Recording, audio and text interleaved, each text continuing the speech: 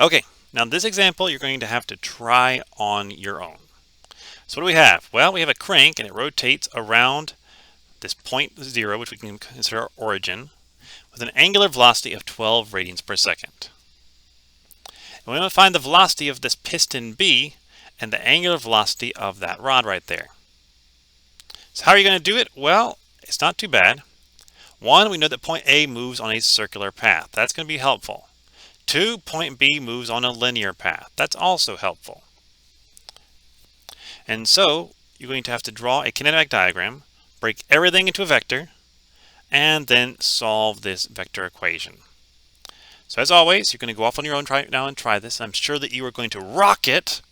So go forth, be awesome, and come back and let me know how you did. So 3, 2, 1, and you're back. You're back. It went amazing. I'm proud of all of you. Well done. Now let's jump and see how it went. So first off, our kinematic diagram. Okay, we're saying that B is rotating around point A, okay? B is rotating around point A. So when it comes to the general plane motion of this rod, we're saying that A is going to be the stationary point. We know what the velocity of B is. It has to go straight up. Velocity of A has to go straight to the right because it's always perpendicular to the position vector from what it's rotating around. With that, that's enough for us to set up our equations. So we go ahead and do that. So velocity of A, well, it's going to be going straight to the left, which is going to be the negative I direction. And it's going to be equal to the angular velocity times the radius. So negative 0.3 times 12, which comes to be negative 3.6 meters per second. For rod AB, we write the relative velocity equation. So we already knew what VA is.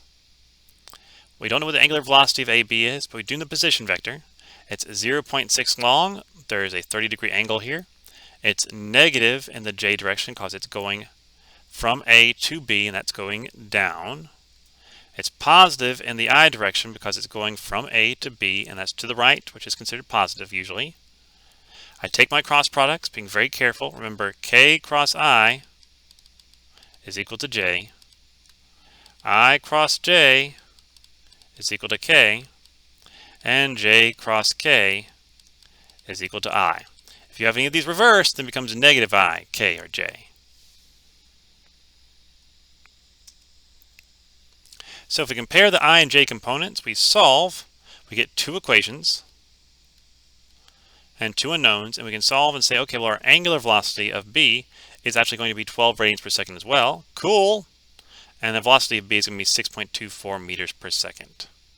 And we're done. So these equations aren't that terrible. It's just making sure that we set them up correctly. And also being very careful with our signs and the cross products, because that's another place where you can go wrong pretty easily. So thank you for listening, everyone. I will see you next time as we jump into a group problem. Have a great day. Bye-bye.